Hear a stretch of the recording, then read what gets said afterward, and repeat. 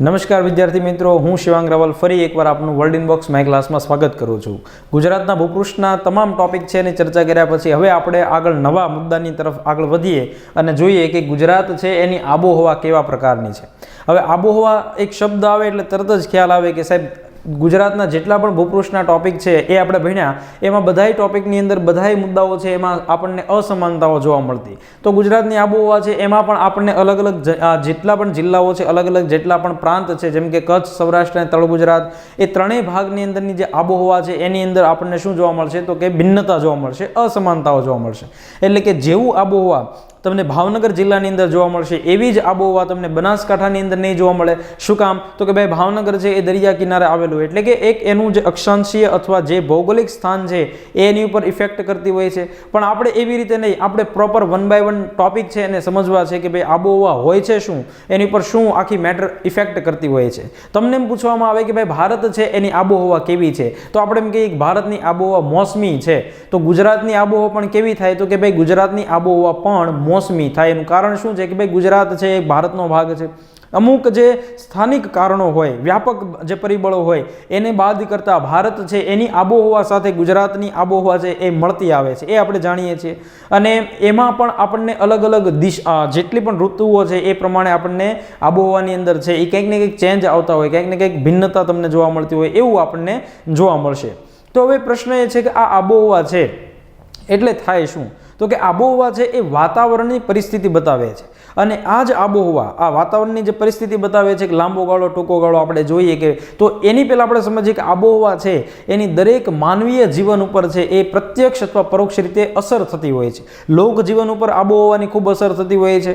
પછી તો કે જો ત્યાંના જે આર્થિક જે કોઈ એવા ઉદ્યોગો હોય, જેમ કે ખાસ કરીને ખેતી અને ખેતી સાથે સંકળાયેલી જેટલી બાબતો છે એની ઉપર આબોહવા છે એ ખૂબ મહત્વનું એક પરિબળ આપણને જોવા મળતું હોય છે, એની ઇફેક્ટ છે એની પર પડતી હોય છે. એની પછી જોઈએ કે જંગલો છે, વનસ્પતિઓ છે અને ઇવન પ્રાણી સંપત્તિ છે એની ઉપર પણ આબોહવા છે એની ખૂબ વધારે ઇફેક્ટ પડતી હોય છે. તમે અમુક એવા દેશો જોશો કે ત્યાં આબોહવા એટલે કે ઋતુઓ છે એના નામે માત્ર 2 જ તમને ઋતુ જોવા મળે, એક શિયાળો અને એક ઉનાળો. ચોમાસું છે એ 12 માસ અથવા ક્યારેક પડે અથવા ક્યારેક ના પડે એવી પરિસ્થિતિની અંદર તમને જોવા મળે. પણ ભારત છે એ અને એની અંદર આવેલું જે ગુજરાત નામનું રાજ્ય છે એ મોસમી એટલે કે 3 અલગ અલગ જે ઋતુઓ છે, શિયાળો, ઉનાળો અને ચોમાસું છે એ ધરાવે છે.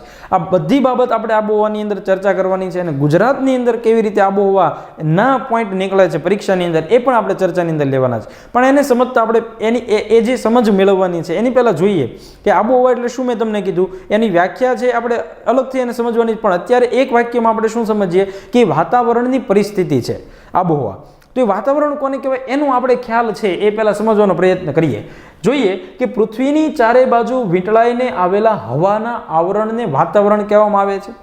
અને આ જ પૃથ્વીની સપાટી પરથી આશરે 32 કિલોમીટરની ઊંચાઈ સુધીના વાતાવરણ છે એમાં 99% છે એટલી હવા આપણને જોવા મળતી હોય છે. એની પછી જોઈએ કે વાતાવરણ છે એ રંગહીન હોય છે, સ્વાદહીન હોય છે અને વાસરહિત એટલે કે સ્વાદહીન અને વાસરહિત આપણને જોવા મળતું હોય છે. વાતાવરણમાં ઘન, પ્રવાહી અને વાયુ જેવા તત્વો આવેલા છે. મિત્રો, પહેલી વસ્તુ એ કે વાતાવરણ વગર કોઈ પણ મનુષ્ય છે અથવા સજીવ સૃષ્ટિ છે અથવા વનસ્પતિ છે, પ્રાણી સંપત્તિ છે, એનો વિકાસ જ ન થઈ શકે. એવું શું કામ? તો કે જે પૃથ્વીનો ગોળો આવેલો છે, પૃથ્વી આપણે આ તમે સમજો કે પૃથ્વીની આકૃતિ દોરવામાં આવેલી છે.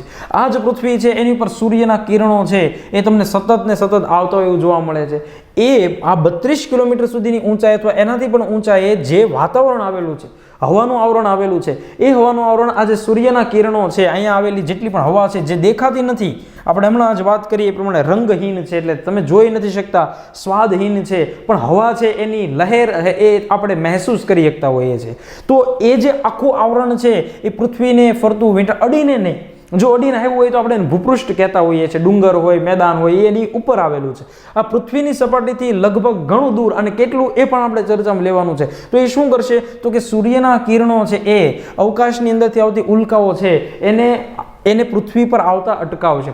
આજે સૂર્યના જે અલ્ટ્રાવાયોલેટ કિરણો છે એને પૃથ્વી પર સીધા પડતા છે અટકાવશે. જો માનો કે વાતાવરણ ન હોય તો આ પૃથ્વી સપાટી છે એની પર દિવસનું તાપમાન છે 100 ડિગ્રી કરતાં વધારે થઈ જાય.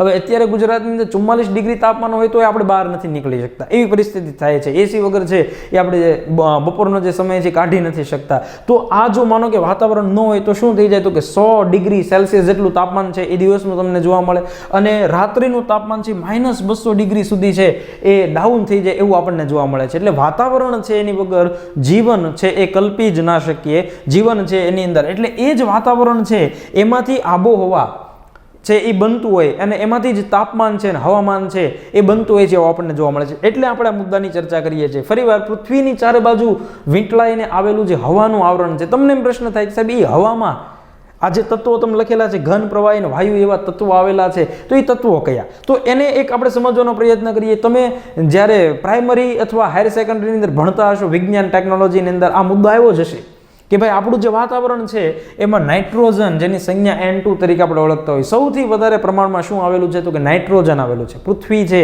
એનાથી અવકાશ સુધીનો જે આખો વાતાવરણનો વિસ્તાર છે એમાં આપણને 78% જેટલા ટકા છે એ શું જોવા મળે છે, તો કે નાઇટ્રોજન જોવા મળે છે. પ્રાણવાયુ ઓક્સિજન, કે જેની વગર માણસ તો શું, કોઈ પણ પ્રાણીઓ કે જે શ્વાસોશ્વાસની અંદર જે વાયુ છે આપણે લેતા હોઈએ છીએ, ઓક્સિજન વાયુ વગર માણસથી જીવી ન શકે આપણે જાણીએ છીએ. તો એ ઓક્સિજન છે આ વાતાવરણમાં કેટલો જોવા મળે, તો કે 21% જોવા મળે છે, એ આપણને ખ્યાલ હોય છે. એની સિવાય તમને આર્ગોન, એની સંજ્ઞા AR તરીકે એ 0.93% છે એની હાજરી છે એ દર્શાવે છે. અને કાર્બન ડાયોક્સાઇડ છે 0.03%, એમ એટલે કે એ પૃથ્વીની અંદર બહુ ઓછા માત્રાની અંદર 0.03% જ એ વાતાવરણ છે એની અંદર ભળેલો એ જોવા મળે. પણ આપણે જ કૃત્રિમ રીતે એવા કાર્યો કરીએ છીએ, કુદરતે એ વાયુ બહુ નથી આપ્યો, પણ આપણે જ એવા કાર્યો કરી રહ્યા છીએ કે જેના કારણે કાર્બન ડાયોક્સાઇડનું પ્રમાણ છે એ અત્યારે હાલમાં છે આ પ્રદૂષણના કારણે, વાહનોના ધુમાડાના કારણે, કુદરતી ખનિજ તેલ છે સળગાવવાના કારણે છે એ વાતાવરણની અંદર ભળી રહ્યો છે. મિત્રો એ કાર્બન ડાયોક્સાઇડ છે અને ઓક્સિજન છે, તો આપણે એમ કહીએ કે ભાઈ ઓક્સિજન છે એ જ પ્રાણવાયુ છે, કાર્બન ડાયોક્સાઇડ છે એ માણસ શ્વાસોશ્વાસમાં લઈ ન શકતું, તો આપણે બહાર કાઢતા હોઈએ છીએ. તો એ કાર્બન ડાયોક્સાઇડ શું કામ આપણને નુકસાન કરતું હોય છે, તો કે એ સૂર્યઘાત, જ્યારે સૂર્યનો પ્રકાશ છે એ આવે પૃથ્વી ઉપર, તો એ સૂર્યનો પ્રકાશ છે એ જ્યારે આવે ત્યારે રિફ્લેક્ટ થઈને પાછો જતો હોય છે. પણ આ વાતાવરણની અંદર રહેલો જે કાર્બન ડાયોક્સાઇડ નામનો જે વાયુ છે એને શોષી લે છે પોતાની અંદર. એટલે આપણને એમ ગ્રીન હાઉસ ઇફેક્ટ આપણે જેને કહેતા હોઈએ કે રાત્રિનો સમય હોય તો આપણને કેમ પરસેવો ઓળી જાય છે એક રૂમમાં બેસવાથી, સૂર્ય તો હોતો નથી, પણ એ આ કાર્બન ડાયોક્સાઇડ છે એમણે જે સૂર્યના પ્રકાશો છે, સૂર્યના કિરણો છે એના પોતામાં શોષી લીધા હોય છે, તો એ જ આપણને ગરમીનો અહેસાસ કરાવતો હોય છે. એની સિવાય તમે વાત કરો કે આ મહત્વના nitrogen, oxygen, argon, carbon dioxide છે, એની સિવાય માત્ર 0.4% અંદર તમને નિયોન છે, હિલિયમ છે, ઓઝોન, હાઇડ્રોજન, મિથેન, ક્રિપ્ટોન ને ઝેનોન છે એવા વાયુઓ છે એ જોવા મળશે. આપણે શેની વાત કરીએ અત્યારે કે વાતાવરણની આ જ વસ્તુ છે આબોહવા છે એની પર ઇફેક્ટ કરે છે. આપણે ગુજરાત સાથે જ સંબંધિત માહિતી મેળવવાની છે, પણ એની પહેલાં આપણે આ મુદ્દાઓ છે એની ચર્ચા કરી. એનાથી આગળ આપણે જોઈએ કે આ વાતાવરણના જેટલા પણ મેં નાઇટ્રોજનની વાત કરી, એનાથી આગળ તમને ઓક્સિજનની વાત કરી, કાર્બન ડાયોક્સાઇડની વાત કરી, તો આ બધા વાયુઓ છે એ કેવી રીતે ગોઠવાયેલા હોય છે, કયા સ્તર સુધી, કેટલા કિલોમીટર સુધી ગોઠવાયેલા હોય છે, કે જેના કારણે અહીંયા આવી બધી આબોહવાકીય ઋતુઓ, શિયાળો, ઉનાળો, ચોમાસું જેવા પરિવર્તનો આવે છે, એ કઈ રીતે એને ઇફેક્ટ કરે છે. તો પૃથ્વીની જે સપાટી છે એ સપાટીથી તમે અવકાશ તરફ ધીમે ધીમે આગળ વધો, હજી તો આપણે નહીં વિદ્યા હોય, ભવિષ્યની અંદર ક્યારેક એવો મોકો મળે એવી સફળતા સુધી પહોંચીએ, તો એ પૃથ્વીની સપાટી છે જ્યાંથી તમે ઉપર તરફ આગળ વધો તો તમને સૌથી પહેલા ક્ષોભ આવરણ જોવા મળે જેને ટ્રોપોસ્ફિયર તરીકે ઓળખવામાં આવે છે. એની પછી સમતાપ આવરણ જોવા મળે જેને સ્ટ્રેટોસ્ફિયર તરીકે આપણે ઓળખતા હોઈએ છીએ. એની પછી મધ્યાવરણ જોવા મળે છે જેને આપણે મેઝોસ્ફિયર તરીકે ઓળખતા હોઈએ, અને ઉષ્ણાવરણ જેને આપણે થર્મોસ્ફિયરના નામથી ઓળખતા હોઈએ, અને એનાથી ઉપર બધું વૈકુંઠ ધામ એટલે કે અવકાશ છે એ શરૂ થઈ જતું હોય છે, એક્ઝોસ્ફિયર તરીકે ઓળખતા હોય છે, અવકાશની શરૂઆત છે ત્યાં થઈ જતી હોય છે. તો હવે એને આકૃતિની અંદર સમજવાનો જ આપણે પ્રયત્ન કરીએ. અહીંયા આપણી પાસે એક આકૃતિ છે, આ પૃથ્વીની સપાટી છે, આ જેટલો પણ ભાગ આપણને અહીંયા જોવા મળે છે એ બધો પૃથ્વીની સપાટી છે, અને તમે આ જગ્યાએ ઊભા છો અત્યારે, અને તમને એવું દબાણ મળે છે કે તમે અહીંયાથી અવકાશ તરફ જાઓ છો. જો કે એ રોકેટનું કામ હોય છે, સામાન્ય રીતે જે ઉપગ્રહો છોડતા હોય છે, જે અવકાશની અંદર જતા હોય છે, તો એ અહીંયાથી દબાણ મળતા તમે ધીમે જે પૃથ્વીની સપાટી છે ત્યાંથી 12 કિલોમીટરની ઊંચાઈ સુધી પહોંચી જાઓ, તો એ 12 કિલોમીટર છે એ ઊંચાઈ સુધીમાં તમને ક્ષોભ આવરણ જોવા મળશે. અને એ જ ક્ષોભ આવરણ એટલે કે જેને આપણે ટ્રોપોસ્ફિયર તરીકે ઓળખતા હોય. કેટલા કિલોમીટર છે, તો કે પૃથ્વીની સપાટીથી 12 કિલોમીટરની ઊંચાઈ છે, અને એ જ આ ક્ષોભ આવરણ છે એ આબોહવા નક્કી કરવા માટે ખૂબ જ મહત્વનું, કોઈ પણ પ્રદેશની દરેક વિશ્વના જેટલા પણ દેશો છે એ બધા દેશોની આબોહવા અલગ જ હોવાની છે, એ સ્વાભાવિક છે. ભારત છે એની આબોહવા પણ આપણને ગુજરાત કરતાં અથવા ગુજરાતની આબોહવા છે એ ગુજરાતના જ જિલ્લાઓની આબોહવા છે એ આપણને ભિન્ન ભિન્ન વિષમ જોવા મળે છે. તો આપણને જે આબોહવાનો અહેસાસ થાય છે, ક્યારેક વાદળા થાય છે, ક્યારેક ઠંડી થાય છે, તો એ અહીંયા તમે જુઓ કે આ જે ક્ષોભ આવરણ છે એની અંદર જ આપણને જે વાદળાઓ છે એ બનતા હોય એવું જોવા મળશે. ધૂળ છે, વંટોળિયા જે ચડતા હોય છે એ આ જ ટ્રોપોસ્ફિયરની અંદર જોવા મળતા ગાજવીજ, ધડાકા, વીજળીના જે ચમકાર આપણે જોતા હોઈએ છીએ તો એ ટ્રોપોસ્ફિયરની અંદર જ આપણને જોવા મળશે. બીજી એક વસ્તુ મિત્રો આપણે એ યાદ રાખવાની છે અહીંયા કે તમે પૃથ્વીની સપાટીથી 1 કિલોમીટર ઉપર જાઓ એટલે એ જે તાપમાન અહીંયા માનો કે 50 ડિગ્રી સેલ્સિયસ હોય, આપણે એ ઉદાહરણ નથી લેવું, એટલું બધી ગરમી નથી સહન કરવી. માનો કે આ તમે પૃથ્વીની સપાટી પર છો અને અહીંયા 30 ડિગ્રી સેલ્સિયસ છે, તો તમે પૃથ્વીની સપાટીથી 1 કિલોમીટર સુધી ઉપર જાઓ એટલે એમાં 6.5 ડિગ્રી છે એ ઓછી થશે, માઇનસ થશે. એનો મતલબ શું થાય કે પૃથ્વીની સપાટીથી 1 કિલોમીટર સુધી તમે ઉપર જતા જાઓ એ -6.5 ડિગ્રી. પરીક્ષાની અંદર ખાસ પૂછાઈ શકે એવો પ્રશ્ન છે, ફેક્ચ્યુઅલ ડેટા છે, તમારે આ યાદ રાખવાનું છે લખીને કે 1 કિલોમીટરની ઊંચાઈ કેટલા ડિગ્રી સેલ્સિયસ તાપમાનમાં ઘટાડો થાય, તો કે 30. હવે એ જ સમયે એટ અ ટાઈમ કોઈ વ્યક્તિ પૃથ્વીની સપાટી પર છે અને કોઈ વ્યક્તિ છે 1 કિલોમીટર ઉપર છે, તો ત્યાં તમને નીચે 30 ડિગ્રી સેલ્સિયસ તાપમાનનો અહેસાસ થાય અને ઉપર 23.5 ડિગ્રી સેલ્સિયસ છે એનો અહેસાસ થતો હોય છે.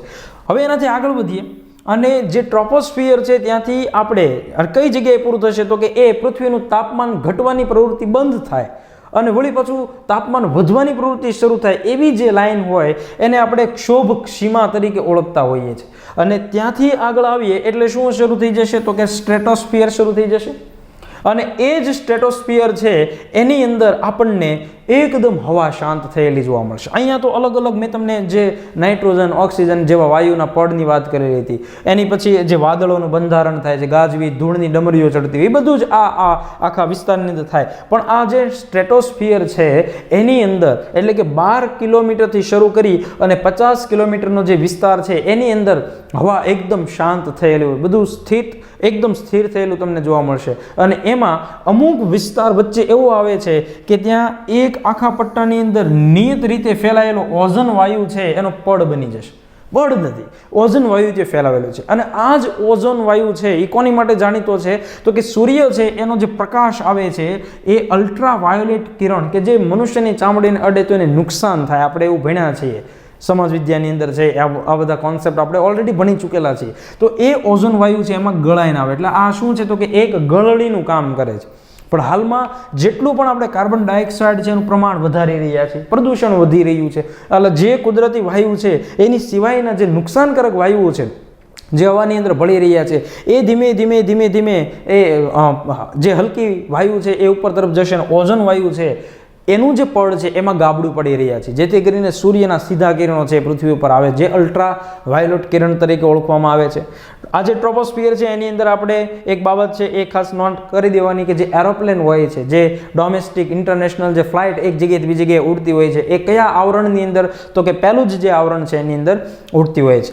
એની પછી મેઝોસ્ફિયરની જો વાત કરીએ મિત્રો તો એ મેઝોસ્ફિયરની અંદર વળી પાછું તાપમાન છે ઘટવાની શરૂઆત થઈ જશે. અને જે ઉલ્કાઓ છે આપણે તો જાણીએ છીએ કે પૃથ્વી છે એ એક ગ્રહ છે, કોનો તો કે ભાઈ સૌરમંડળનો એક ભાગ છે. તો એક માત્ર પૃથ્વી એક તો છે નહીં, એની સાથે અલગ અલગ ઘણા બધા લઘુ ગ્રહો છે જે પછી આગળ જતા એકબીજાથી અલગ પડતા ઉલ્કા સ્વરૂપે કોઈ પણ ગ્રહ તરફ આગળ વધશે અને પૃથ્વી છે એનું ગુરુત્વાકર્ષણ બળ છે એનાથી ખેંચાય અને પૃથ્વી તરફ આવશે.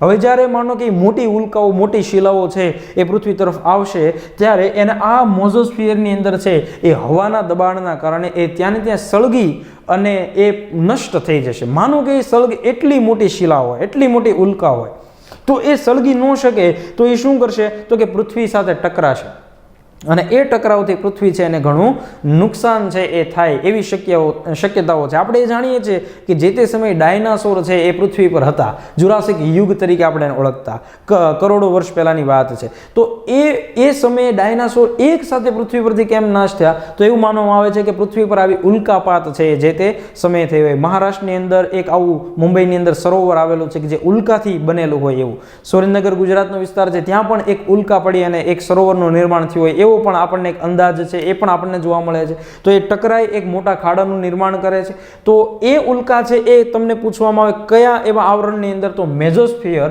કે જે 50 થી 80 કિલોમીટર સુધીની જે આપણને બાબત જોવા મળતી હોય છે. એનાથી આગળ જુઓ થર્મોસ્ફિયર, તો એ જ વિસ્તારની અંદર સેટેલાઇટ, જે પૃથ્વીનું સાયન્સ એન્ડ ટેકનોલોજી વિષયની અંદર જે સેટેલાઇટ આપણે ભણતા હોઈએ છીએ, લોન્ચ વ્હીકલનો ઉપયોગ કરી અને પૃથ્વીનું ઓબ્ઝર્વેશન માટે નકશાઓ છે બનાવવા માટે, તો એ કઈ એક લેવલ છે, તો કે ભાઈ એ 80 થી 700 કિલોમીટર સુધી છે એ તમને જોવા મળતું હોય છે. અને એનાથી ઉપર બધું મેં કીધું એમ વૈકુંઠ ધામ છે, ત્યાં તો પાછી લગભગ તમને એવા જો સંસાધનો હોય તમારી પાસે આવી શકો.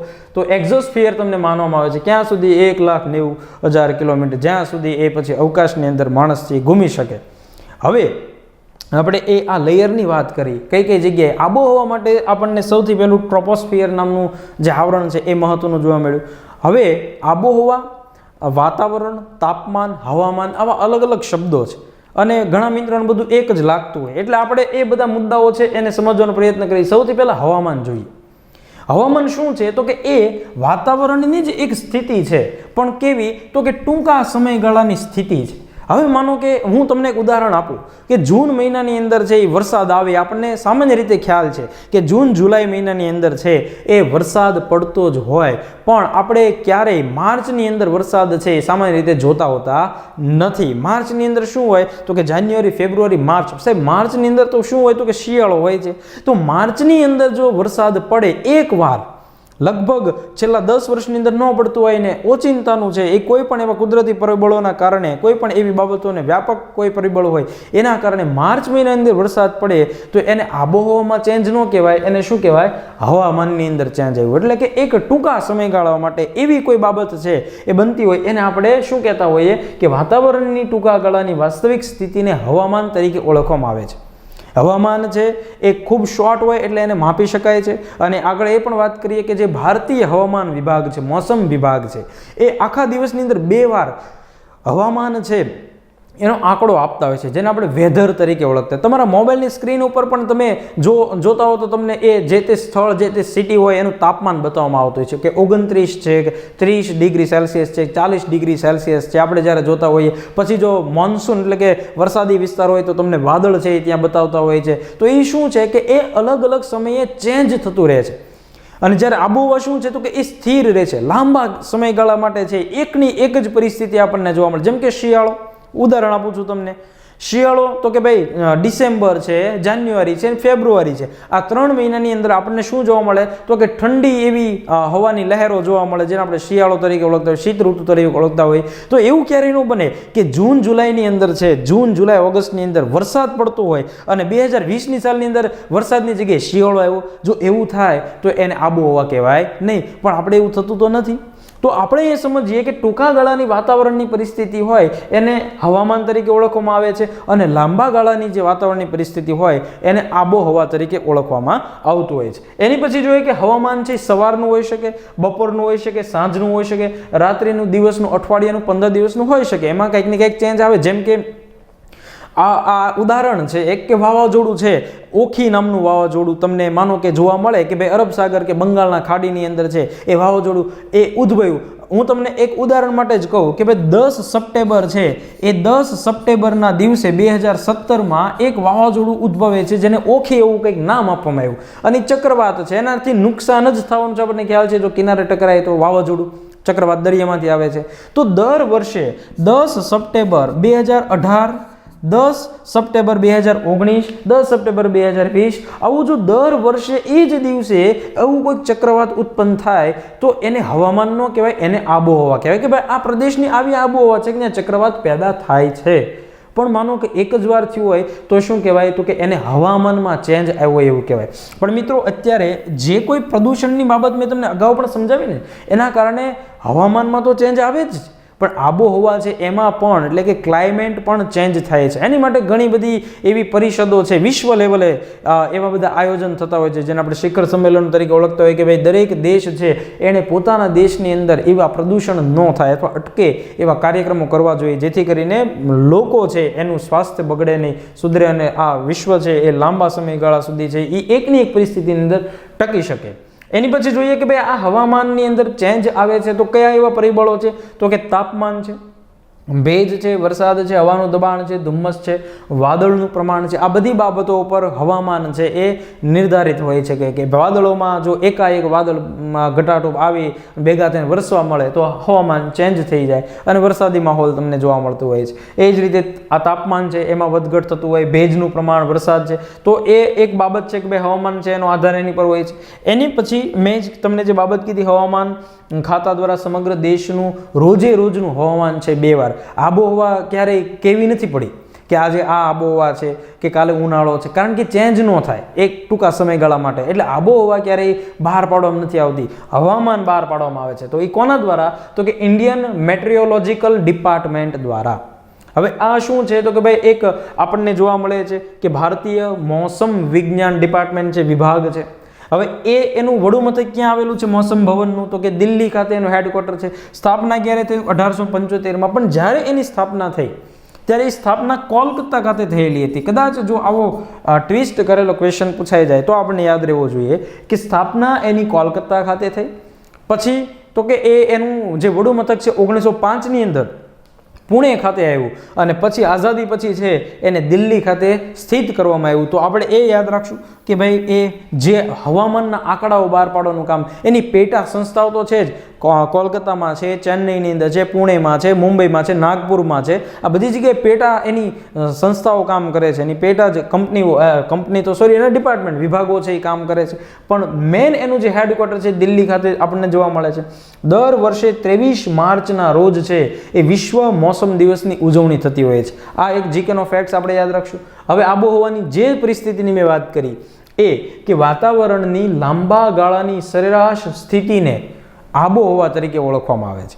અને મિત્રો એ સરેરાશ લાંબો ગાળો એટલે કેટલો સમજવાનો તમારે? તો કે 35 વર્ષ કે તેથી વધુનો જે સમયગાળો છે એમાં તમને એક જ સરખી ઋતુ તમને જોવા મળે, એક જ સરખી બાબત. જેમ કે આપણને એમ શિયાળો છે કે ઉનાળો છે, આજે શિયાળો છે, ઉનાળો અને ચોમાસું, આ 3 પ્રકારની આપણને જે ઋતુ જોવા મળે એમાં તમને 35 વર્ષ સુધી એકના એક સમયગાળામાં કે ભાઈ જાન્યુઆરી મહિનાની અંદર આજે છે એ તો માર્ચ, એપ્રિલ અથવા મેનો સમયગાળો અને જૂન, જુલાઈનો, આમાં તમને 35 વર્ષ સુધી આ શિયાળાની અનુભૂતિ, ઉનાળાની, ચોમાસાનું થાય તો આ આબોહવા કહેવાશે. જો આમાં વધતા ઓછા પ્રમાણની અંદર ચેન્જ થઈ જાય, જો આખા મહિના જ ફરી જાય તો એને આપણે આબોહવા કહી શકતા નથી. તો તમને આ પ્રશ્ન પરીક્ષાની અંદર પૂછાઈ શકે 35 વર્ષ. હવે આબોહવા છે એમાં વિભિન્નતા શું કામ છે? આબોહવા છે એની અંદર એટલો બધો ચેન્જ શું કામ આવે છે? અથવા ગુજરાતના 33 જિલ્લાઓ છે તો એ 33 જિલ્લાઓની અંદર છે એ અલગ અલગ આબોહવા શું કામ જોવા મળે છે? એની ઉપર એવા કયા પરિબળો છે એ કામ કરે છે કે જેથી આબોહવા આખી ચેન્જ થયેલી આપણને જોવા મળે છે? એ આપણે નેક્સ્ટ લેક્ચરની અંદર જોઈએ.